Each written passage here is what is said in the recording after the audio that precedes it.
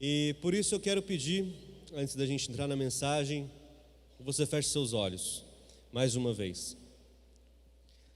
Santo Deus, Pai Todo-Poderoso, eu sei, Senhor Jesus, que eu não sou nada, Senhor, não tenho nada e muito menos conhecimento para, Senhor Jesus, passar ou falar, ó Pai, e assim, Senhor Jesus, me desfaço de tudo que eu penso, de tudo que eu penso ser, ó Deus.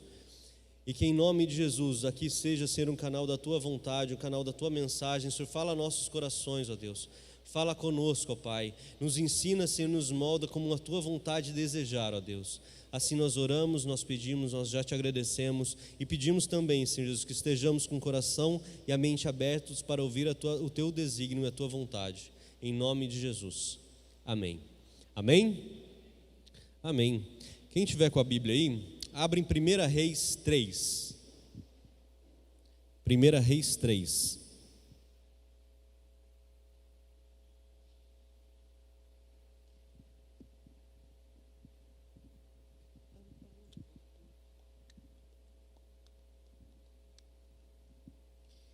A gente vai começar no versículo 5.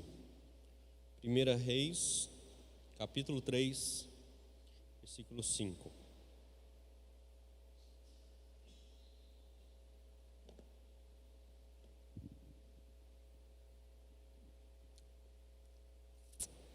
Acharam? Diz assim, vamos do 5 ao 10. Em Gibeão, o Senhor apareceu a Salomão num sonho. À noite e lhe disse: peça-me o que quiser, e eu o darei a você. Salomão respondeu: tu foste muito bondoso para com teu servo, o meu pai Davi, pois ele foi fiel a ti e foi justo e reto de coração. Tu mantiveste grande bondade para com ele, e lhe deste um filho que hoje se assenta no seu trono. Agora, Senhor, meu Deus, fizeste o teu servo reinar em lugar de meu pai, Davi. Mas eu não passo de um jovem, e não sei o que fazer.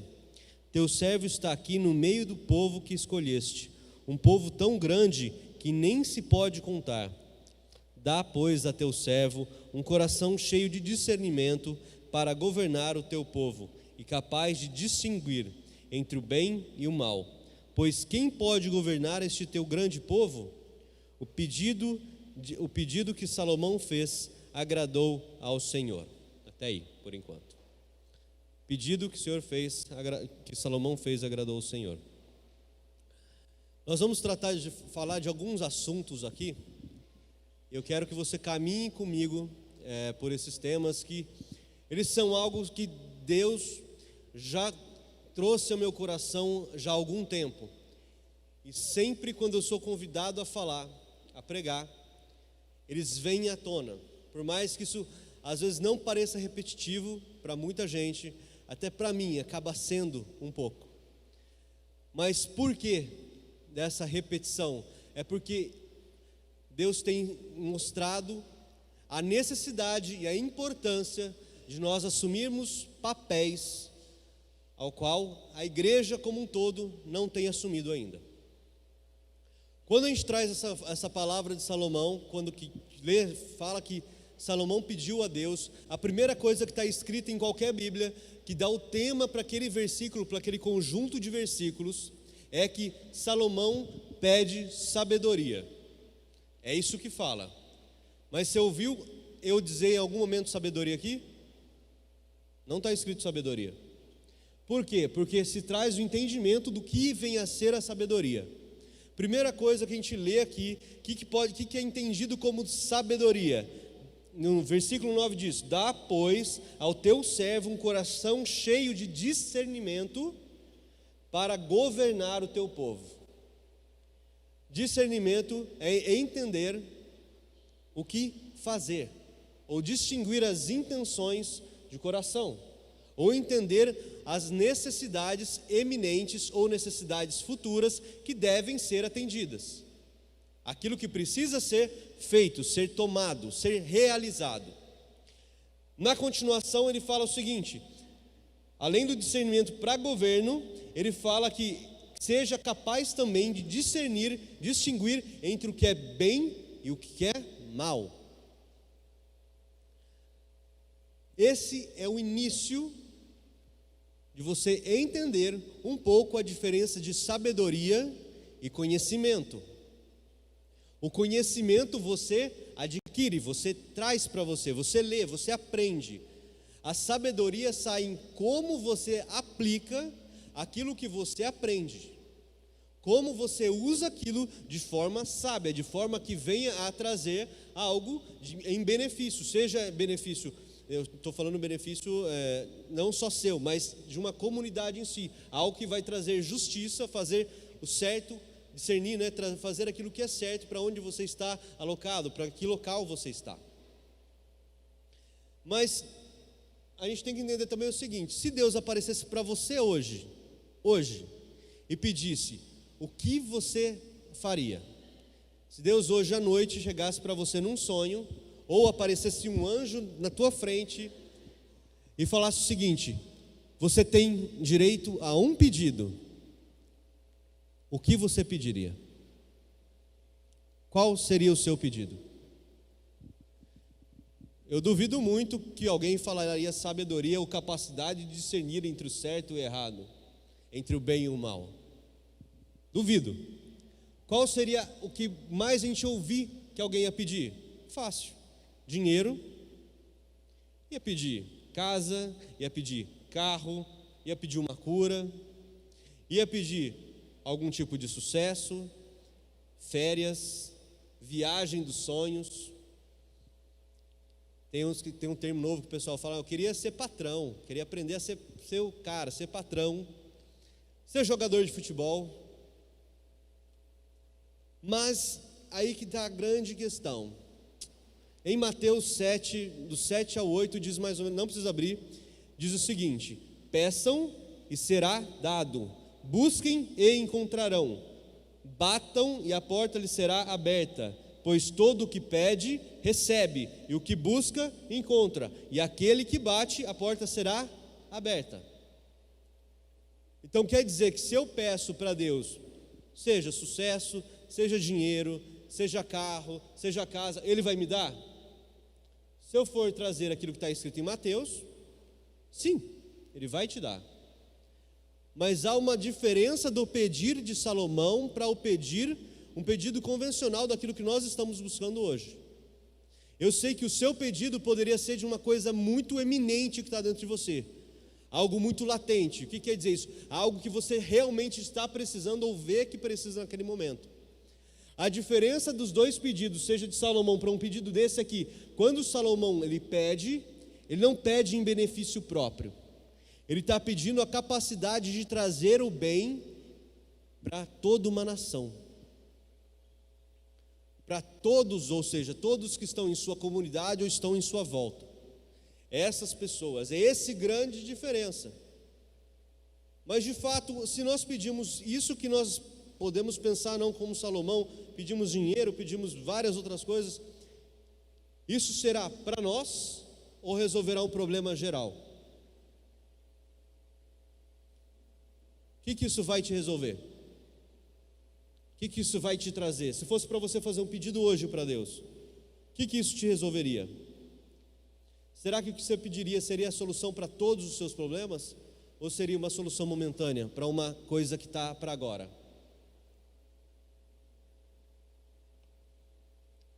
É engraçado, né? Tem uma frasinha que saiu muito em rede social, não sei se chegaram a ver, que chegava para a pessoa e falava o seguinte: o que você faria, ou o que você preferiria, né?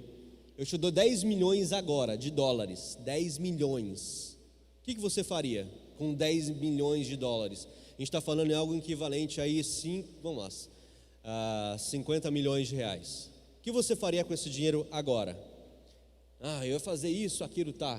Com uma condição, que eu vou te dar esses 10 milhões de dólares. Você só tem um dia de vida. Você aceitaria 10 milhões? Alguém aqui aceitaria 10 milhões de dólares para viver somente mais um dia? Duvido que alguém aceitaria. Aí falava: então, presente das nossas vidas é todos os dias. Imagina que todo dia seu está valendo mais do que 10 milhões de dólares. Legal. Mas a questão do nosso pedido, ou da forma que nós pedimos, e que nos mostra Salomão, é que nós estamos pedindo da forma errada. E isso não é um problema só nosso. Eu digo que isso é um problema da igreja brasileira, é um problema de toda a nação. Por quê? Porque quando viemos aqui, pedimos algo para Deus, nós esperamos sempre o quê? Que venha, vamos usar um dinheiro de finanças, a parte de finanças é mais fácil de dizer. Senhor, estou com um problema financeiro. E oramos, Deus, eu preciso de, sei lá, 10 mil reais até sexta-feira, Senhor, o que eu faço, Jesus? Por favor, me dá, Senhor Jesus, me dá alguma coisa, Jesus, eu preciso disso, eu preciso. E aí a pessoa com tanta fé abre até o aplicativo do banco para ver se caiu alguma coisa, né? Algum dinheiro que não imagina, caiu lá. Mas a questão é que quando a gente pede dessa forma, o que nós aprendemos, o que nós somos ensinados a fazer? A pedir para Deus isso, e esperar que Ele venha montado num cavalo branco e com um saco de dinheiro na mão. Está aqui o que você precisa. A questão é que tudo que nós pedimos para Deus, esperamos que seja acontecido dessa forma. A forma que chegue Ele, como realmente, igual os judeus esperavam, que era o Salvador que ia chegar e está aqui, tudo o que você quer, está na sua mão. Mas não é assim. Não é dessa forma. E dessa forma nós parecemos mais mendigos pedindo doação. Nós oramos como mendigos. Nós oramos como pessoas que não têm uma conexão de fato com Deus, pedindo algo que não vai se assemelhar ou trazer aquilo que vai tocar o coração de Deus. Se você olhar Salomão, o que fala seguinte, depois que ele pede? Deus se agradou com o pedido que fez Salomão. E quando ele se agradou com o pedido que fez Salomão, ele deu tudo aquilo que Salomão não pediu, que era que todo mundo pediria. Ele deu tudo e muito mais, tanto que até hoje não houve nenhum rei que tinha a mesma sabedoria e a mesma riqueza que Salomão teve na terra. Não teve antes e não vai ter depois. Não vai existir. Não vai existir. E aí a gente tem que entender, tem que trazer isso também para nós como a atitude daquilo que Deus espera de nós, ou a atitude que nós venhamos a ter para que Deus se agrade em nós.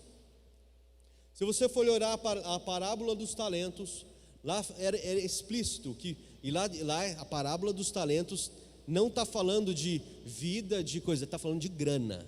Você entender? A parábola dos talentos é dinheiro. Se não me engano, talento era a representação, não me lembro nesse momento se era de um ano inteiro de trabalho, o salário de um ano inteiro, ou se era de 10 anos inteiros. Se não me engano, era de um ano inteiro de trabalho. E ele dá para um, dá 5 para o outro, dá 10 para o outro.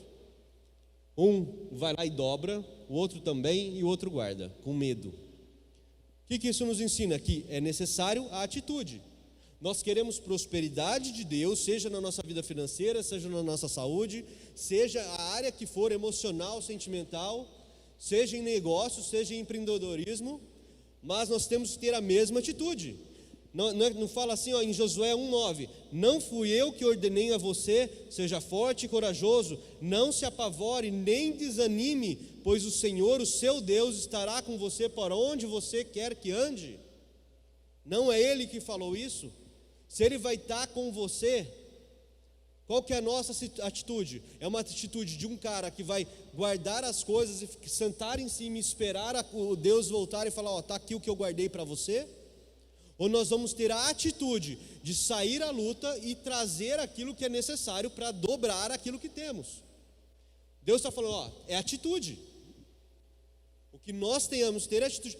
Mas eu não sei nada sobre empreendedorismo, não sei nada sobre saúde emocional, não sei nada sobre saúde financeira. Tem livro aqui para quê? Existem livros, existem escolas, existem faculdade, existem cursos para quê? Para você ficar parado no tempo? Para ficar esperando a coisa acontecer? Não é isso. E você sabe, esse tipo de pensamento e atitude de nós esperarmos as coisas acontecerem é o que gera murmuradores, murmuradores, gera reclamões, pessoas que não conseguem lidar com o novo. Lembra na palavra que não tem como você colocar vinho novo e odre velho? Porque estoura. Vinho novo, odre novo. E como que nós podemos ser odres novos? Odre novo é um saco feito de couro que armazenava vinho. Nós temos que passar por processo direto de metanoia. É uma transformação da mente, para que venhamos a absorver e conhecer mais, para que possamos ser usados em sabedoria. Estou falando rápido demais? Não? Tá tranquilo? Então tá. Se eu estiver falando, alguém levanta a mão e, por favor. O que gera pessoas que não têm essa atitude, esse conhecimento travado, que não consegue se desprender? E eu vou falar agora a igreja de uma forma geral. Você sabia que até mais ou menos os anos 60, 70, não se tocava, não, mais recente, acho que os anos 80, não se tocava rock dentro das igrejas. Você sabia disso? Não se tocava rock. Você sabia que até a década mais ou menos de 90 não se tinha um instrumento que eu toco, que eu amo particularmente, que a bateria não existia dentro das igrejas? Você sabia disso? Você sabia que a guitarra ela foi introduzida depois da década de 90 nas igrejas? Você sabia? Você sabia que até hoje muitas igrejas falam que a TV é de Satanás? Você sabia que o rock era considerado um ritmo do demônio? Agora,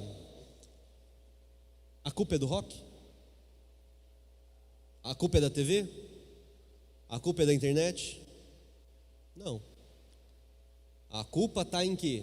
Em que nós, como igreja, não fomos os primeiros a chegar.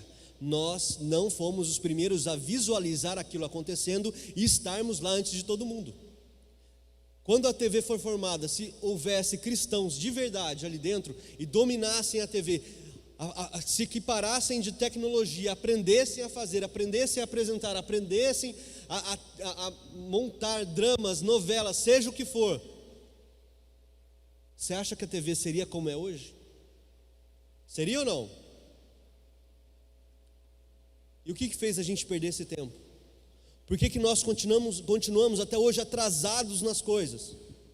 E somos atrasados mesmo, porque é uma cultura imbecil colocada na nossa vida, que nós não podemos.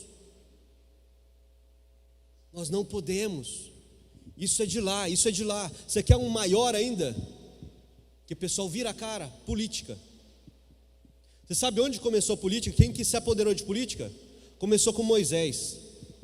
Ele era da onde? Ele era servo de quem? De Deus. E até hoje tem gente que fala, política não entra, não é de Deus, é lá, ó. E aí o pior, que as pessoas vendo isso falam, ai, o Brasil está desse jeito, o mundo está ficando desse jeito porque Jesus está voltando. E ser tonto vai ficar esperando Jesus voltar para fazer alguma coisa, porque aquele lugar que eles estão era para você estar. Mas por que eles estão lá? Porque você continua com essa cabeça de bagre que não faz nada, que não procurou saber. E se você tivesse um chamado para ser presidente? Não adianta ter só o chamado, precisa de atitude para que você busque isso também. Deus não vai pegar você aqui, ó, e vai colocar aqui. Não é assim que funciona. Não é dessa forma. Quando José foi governador do Egito, isso eu não sei se muita gente sabe. Você sabia que nunca existiu o cargo de governador no Egito? Não existiu. Nem antes de José, nem depois de José. Não existia governador. Não existia. Mas como que ele foi colocado? Presta atenção. José, ele aprendeu, ele esteve com Deus e ele teve uma vida reta para com Deus. Quem que viu isso? Faraó. Faraó era quem mandava, era presidente, governador, ele era tudo, é ele que mandava. ele vendo a capacidade de José, ele pega e entrega o comando, e aí por isso que se transformou como governador, é como se fosse um cargo exclusivo, um cargo criado por ele só para aquela situação, em que dava esse poder a José. É isso que foi feito. É isso. Rasgadamente foi isso. E ele estava preparado para aquilo? Sim ou não? Não. Não estava preparado totalmente. A questão é que ele estava disposto, estava fazendo o que era para ser feito, estava vivendo uma vida e atitude que era para alcançar aquilo.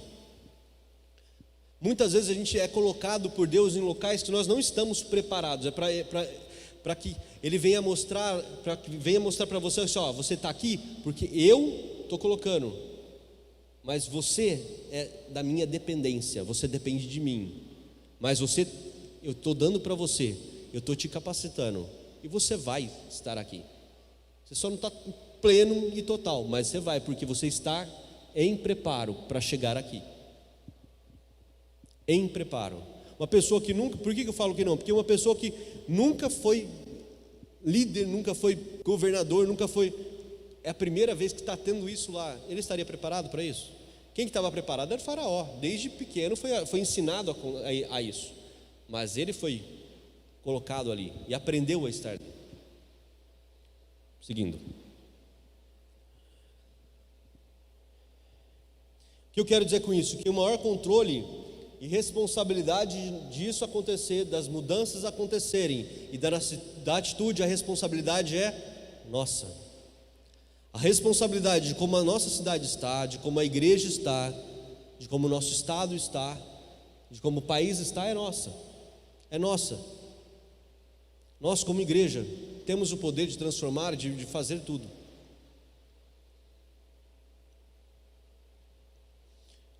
E você sabe por quê? Você crê que o Evangelho pode transformar vidas? Sim ou não?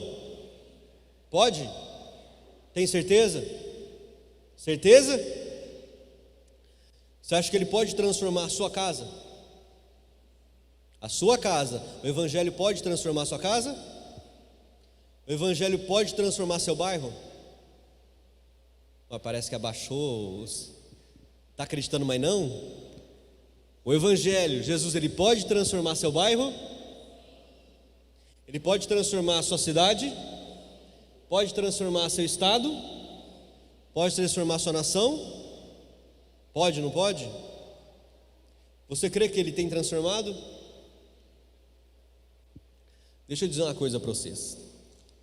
Tem um livro que chama O Template do Velho Testamento, de uma autora que chama Lana... eu esqueci o nome dela, deixa eu ver se eu tenho aqui. Lana alguma coisa. Landa Cope. É isso. Landa Cope. E ela diz o seguinte: ela estava assistindo TV e se deparou com uma reportagem. Ela é americana, no Dallas, em Texas. Lá tem uma das maiores concentrações de igreja dos Estados Unidos. E aí, o que acontece? Quando ela vendo essa TV, ela estava trocando e tal, começaram a ver qual que era o impacto que tinha. Estava passando uma reportagem, qual que é o impacto do Evangelho que ele tinha, na onde ele estava. Por incrível que pareça, tá? Dallas, no Texas. O que eles medem como algo que tem a transformação, poder de transformação? Vamos lá. Saúde, hospital, reforço policial, segurança, educação, justiça, sistema penal, mortalidade, emprego, moradia, distribuição de renda, escolas, média de presenças e notas, entre outras coisas. E o resultado era assustador. Locais com a maior concentração de igrejas, eram os locais que tinham o pior índice. Eram os locais que tinham um maior índice de violência, maior índice de mortalidade, maior índice de desemprego, maior índice de baixa educação, maior índice de fome, maior índice de geração de moradores de rua, maior índice de pessoas em crises. Você acredita nisso? Local que tinha maior número de igrejas implantadas. Estados Unidos, né? Primeiro mundo. Tá. Fizeram um outro comparativo, foram para a África, numa região, eu não lembro se era no lado oriental, mais para o lado do Oriente, que era uma cidade que, perto do Saara, em que 80% da população da cidade era cristã. 80% cristão, frequentador de igreja. Os índices eram os mesmos. Eu não estou falando de locais que a igreja foi implantada fazia um ano, não. Um dos países, ou o país mais evangelizado do mundo, perto da região que eu estou falando, do Saara, 80% de cristão. Vamos lá, maior índice de mortalidade, maior índice de infanticídio, maior a violência, maior a insegurança, maior índice de agressão, de assalto e roubo, maior índice de aborto. O que explica isso? O que explica nós, como igreja, com a qual nós temos contato direto com Deus, com Jesus, não estarmos vivendo algo novo, ou trazendo algo novo para onde nós estamos? Isso é estranho, não é?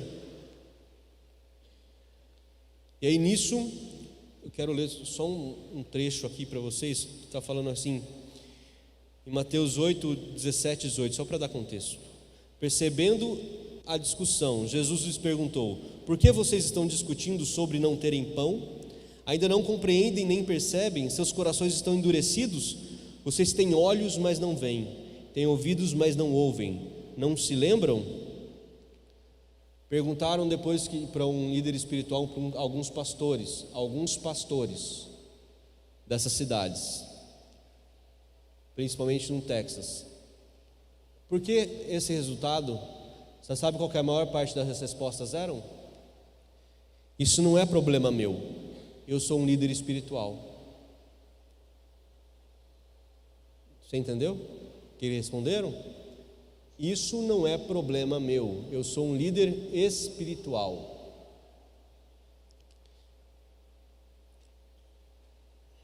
Você sabe o que significa isso? A gente tem visto no Brasil um aumento exponencial de igreja, muitas igrejas, muitas mudanças. Mas a questão é que nós até agora temos pregado e continuamos pregando a salvação. Glória a Deus por isso, não? Amém? Mas a gente só tem pregado a salvação. E muitas vezes nem isso mais. Nem isso mais. Por quê? Simples. O que a gente gosta de ver? Um pastorzinho em algum lugar falando assim: Deus vai dar para você o que você deseja, Deus vai fazer tudo para você, pode continuar do jeito que você está, Ele te ama assim mesmo, do jeitinho. Olha, Deus ama você, Deus vai fazer para você. Ai, e aquela mensagem, a pessoa olha ali e chora. Ai, Deus é tão bom, mas aquilo não tem efeito nenhum, só serve para aquela hora, para aqueles 5 minutinhos que você está olhando lá, e acabou, não tem nada de espiritual, não tem nada de unção, porque só serviu para aquilo lá, não gerou você. O que o Evangelho gera? O Evangelho gera contrição, ele gera arrependimento, ele gera constrangimento. Isso é Evangelho, é trazer para você aquilo, estou te mostrando aquilo que você precisa, Deus está te mostrando aquilo que Ele precisa de você, mas a gente está preferindo fazer o quê? Ai, ele está falando tão bonitinho. Ai, Deus me ama. Deus me ama. Eu vou lá fumar, já que eu venho. Já que Deus me ama de novo. Eu vou lá fazer vou ser igual a todo mundo ali, ó. Já que eu venho, porque Jesus me ama. E o melhor de tudo, só Ele pode me julgar. Ai, só Ele me julga. Tem quanta gente caindo nessa lorota. Quanta gente caindo nisso. Eu lembro essas coisas, eu perco até o raciocínio. A verdade é que o evangelho da salvação, que tem que levar ao arrependimento, tem que mostrar, ele tem que trazer a pessoa para o reino, ele é o início. Entenda, o evangelho da salvação, aquilo que pregamos para evangelizar e trazer pessoas, ele é o início. O que ele é? Início. Ele é início. O evangelho, e aí eu sempre cito esse cara que chama Loren Cunningham, que ele traz as 7 esferas de influência da sociedade, que são os locais a quais cristãos deveriam estar ocupando para que houvesse transformação na onde estiver, aonde está. Quais são essas esferas? Vamos lá.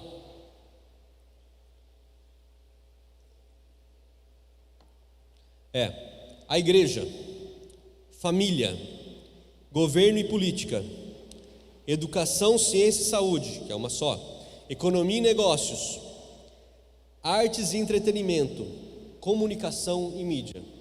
Essas são as 7 esferas. Para facilitar um pouco o entendimento: igreja, família, governo, educação, negócios, arte e comunicação. Essas são as 7 esferas de influência em qualquer sociedade. É como ela trabalha, é como ela funciona. É como o diabo tem tomado da gente, das nossas mãos, e tem ensinado a nós como ele quer que façamos as coisas, e não como Deus quer que faça. É desta maneira.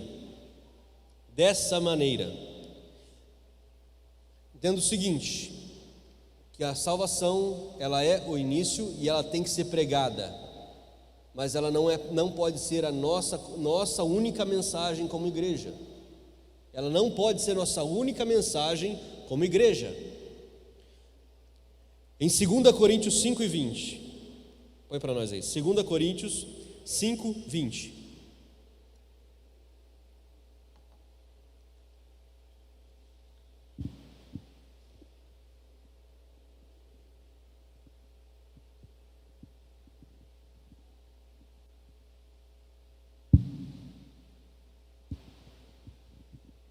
Diz assim: portanto, somos embaixadores de Cristo, como se Deus estivesse fazendo o seu apelo por nosso intermédio.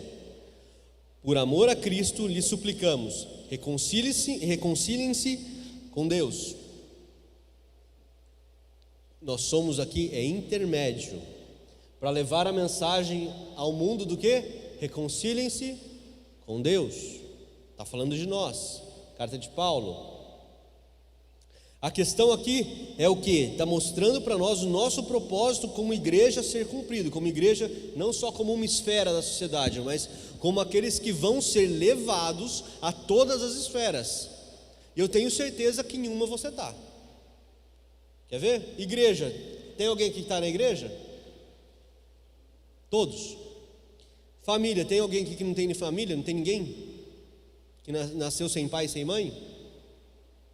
Não. Bom, até hoje não. Governo e política. Tem alguém na parte de governo e política?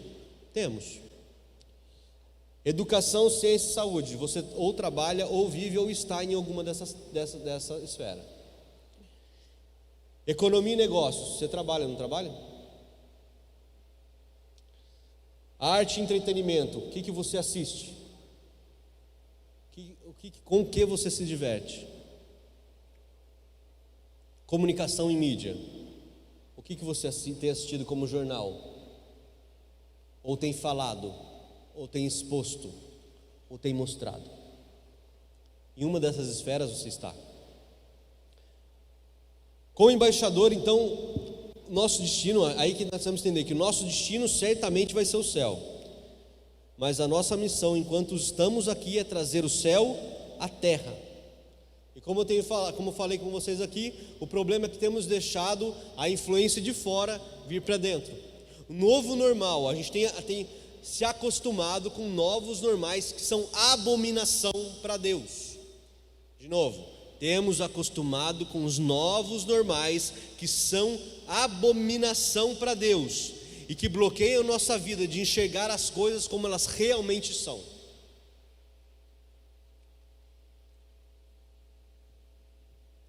Vocês entenderam? O que é o novo normal hoje? O que é o novo normal? Ai, tudo bem, eles se amam, são do mesmo sexo, mas se amam, tem que casar na igreja mesmo.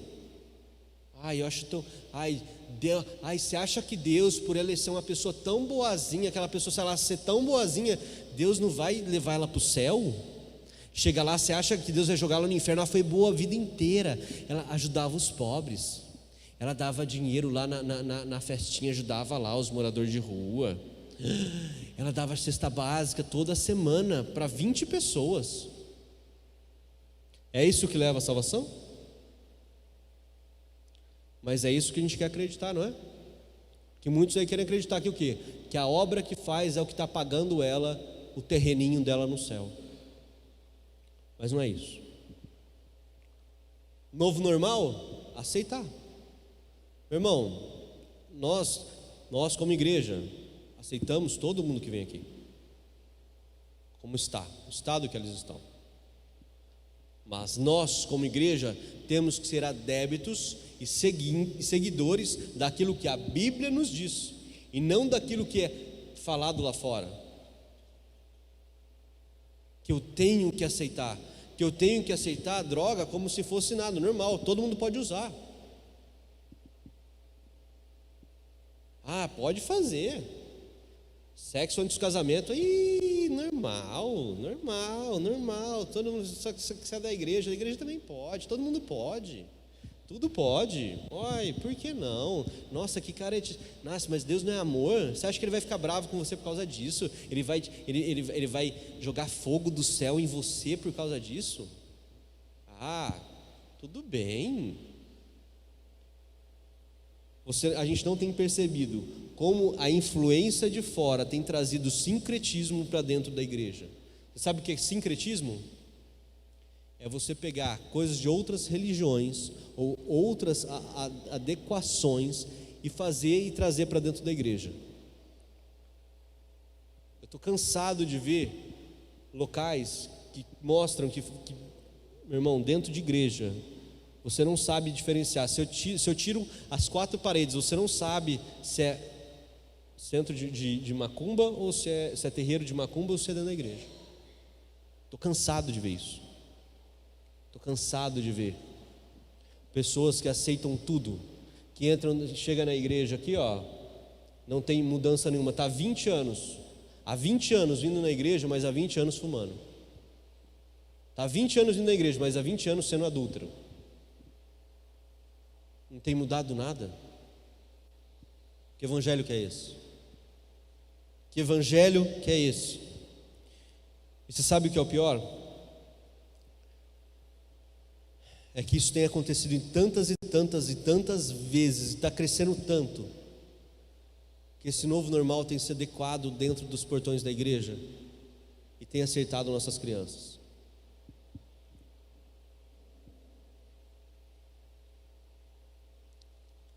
E a gente tem deixado de praticar aquilo que fomos chamados, ou aquilo que nós como cristãos deveríamos ter, que é relacionamento com Deus, intimidade com Deus, leitura da palavra, oração, jejum.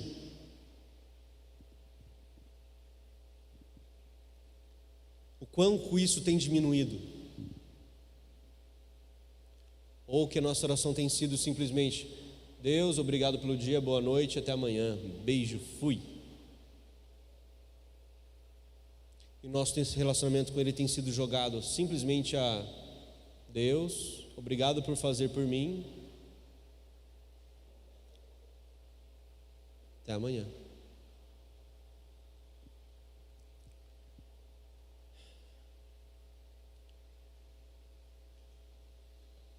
Você sabe por que que você não é mais tão frequente ver manifestação de demônios dentro da igreja? Você sabe por quê? Alguém aqui já viu demônio manifestando na igreja? Sim, se levanta a mão, gente. Quem já viu? Temos muita gente que viu já. Aqui na nossa igreja, várias e várias vezes. Tinha um culto aqui, era de sexta-feira, que era pisar, nossa, era gente caindo para tudo quanto é lado. Na outra igreja, na igrejinha antiga, então, era caindo gente, nossa, meu Deus do céu. Mas vocês já repararam que você não vê mais esse tipo de coisa acontecer? Sim ou não? Sim? Não acontece mais. Você sabe por quê? É como se o diabo aprendesse a lutar. Não precisa mais o demônio estar dentro da tua vida. Vocês já assistiram um filme que chama A Origem? Chama Inception, em inglês é Inception. A Origem. Que fala, é com Leonardo DiCaprio, que fala que eles tentam implantar ideias na cabeça das pessoas enquanto elas dormem. É como se entrasse dentro do sonho e implantasse uma ideia, que essa ideia ela era como uma planta que ela cresce e faz que a pessoa tenha um determinado tipo de atitude. O que eu quero dizer com isso? É que o diabo aprendeu a lutar. Ele não precisa mais pôr demônio na vida da pessoa. Isso não é necessário. É necessário somente uma ideologia. A própria ideologia faz com que bloqueie dela conhecer a Deus. Você sabia disso? Você sabia disso? A ideologia que tem sido pregada em faculdades, em escolas, em outros movimentos, faz com que o diabo não precise mais lutar. Por quê? Por que será? Simples. Vou dizer para você aqui.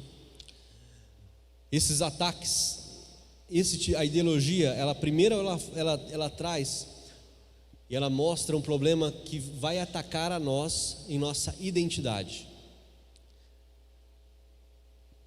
E com 3 mentiras.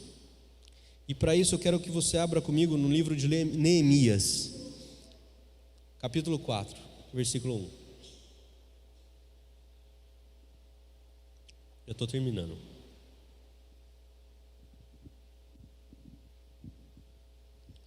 Neemias capítulo 4.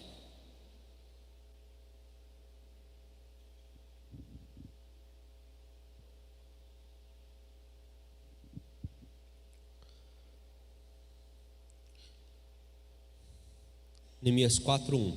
Vamos lá.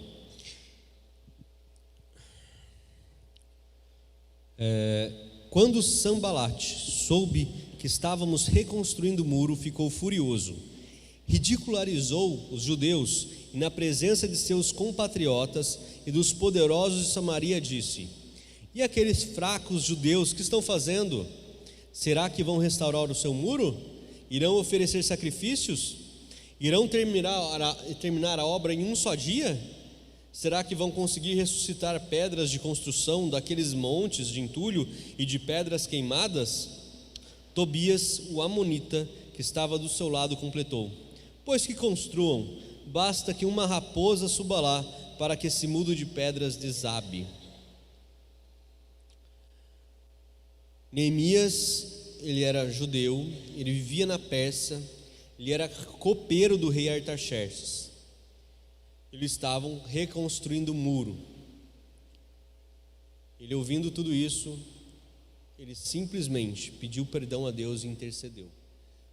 Mas a identidade foi atacada. E presta atenção, se você não reparou nesse versículo, existem 3 mentiras que nós hoje sofremos para que uma ideologia seja implantada e para que nós não venhamos a conhecer a Deus, ou não levar a pessoas a isso, ou não transformar alguma coisa. Primeira mentira é contra a sua identidade. Ele fala, uma das primeiras coisas que ele fala, chama o quê? Fracos judeus. Fracos judeus. Primeira coisa. Isso Depois ele vai trazer a mentira e a acusação a respeito do passado, falando o quê? Pedras que foram queimadas, porque eles foram atacados e os muros foram destruídos e as pedras pegaram fogo.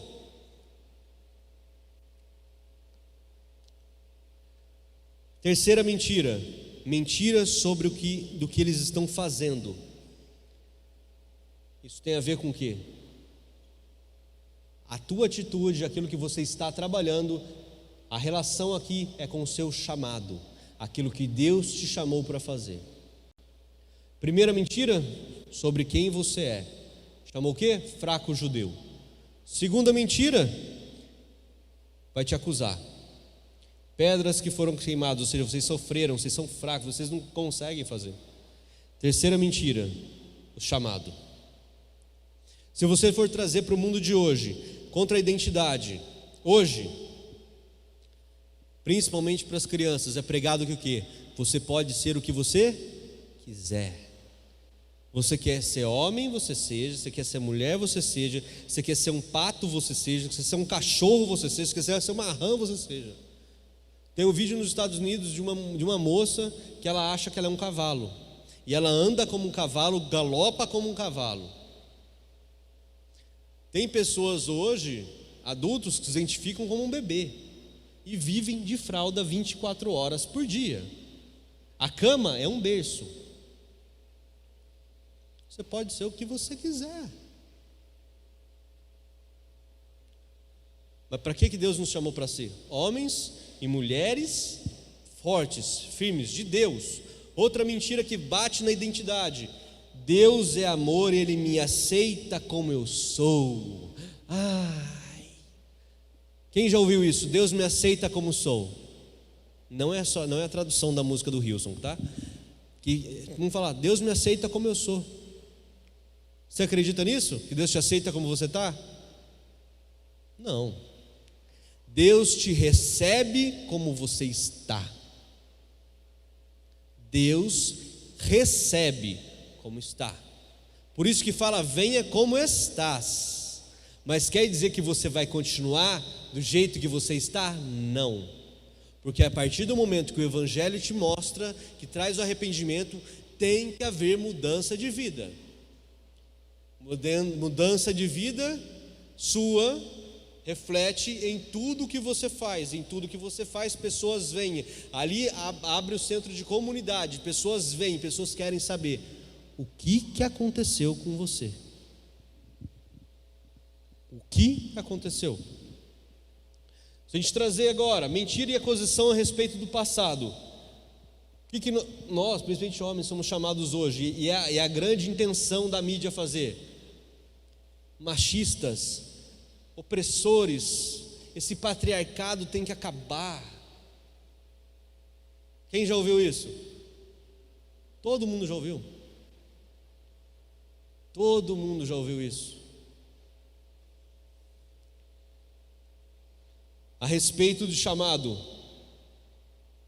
e aí também sobre patriarcado, você já reparou como os homens hoje são caracterizados em desenhos infantis? Quem aqui já viu algum desenho infantil ultimamente? Homens, principalmente pais, presta atenção, pais são caracterizados como bobões, uns otários, sabe? Que o pai, que o filho ou a filha chama a mãe, olha, meu pai é um bobão, olha lá, ele é muito burro, ele sempre esquece das coisas, ele é isso, é só isso, repara, é só isso que é pregado. O homem tem sido colocado abaixo em tudo, tem sido ridicularizado. Tem acontecido, essa palavra é difícil de falar, desmasculina,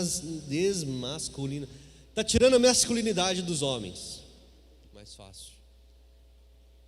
O quanto você vê hoje homens que, meu irmão, entenda, tá? Homens que antigamente, né, chamavam os metrosexuais, homens que se cuidavam, faziam unha, alguns até a sobrancelha, a barba era sempre muito bem feita.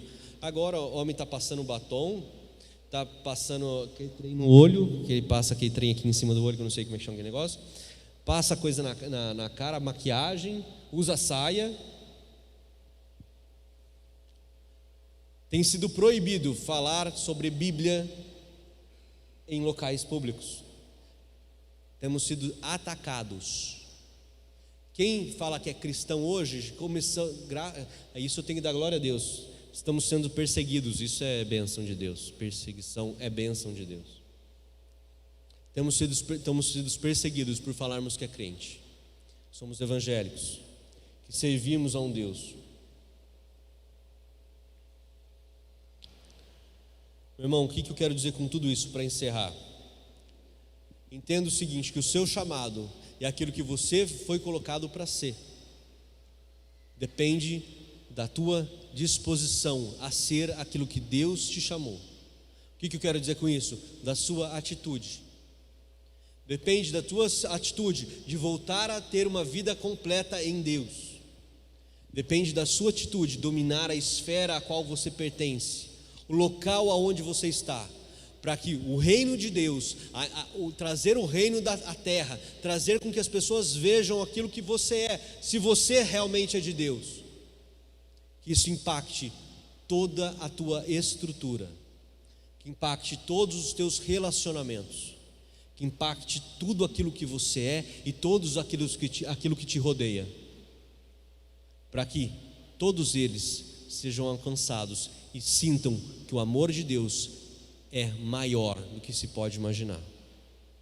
Que o amor de Deus não é só Deus é amor, e é tão bonito falar Deus é amor, mas Deus também é justiça. Que Deus, Ele ama, sara, cura, batiza, e que Ele tem o melhor, não somente para a tua vida, mas para a vida daqueles que te acompanham, para a vida daqueles que te cercam, para a vida daqueles que te seguem. Ocupe o lugar que Deus tem para você. Não deixe que as dúvidas entrem no teu coração.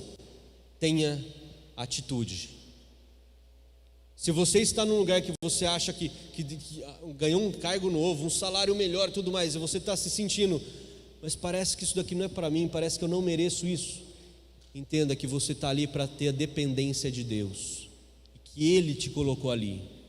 Agora está na hora de você se preparar, de você guerrear e de você mostrar que estar com Deus é melhor do que estar sozinho. Estar com Deus é melhor do que ganhar o mundo inteiro.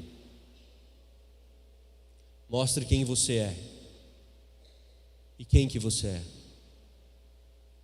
Você é filho de Deus. Amém? Amém.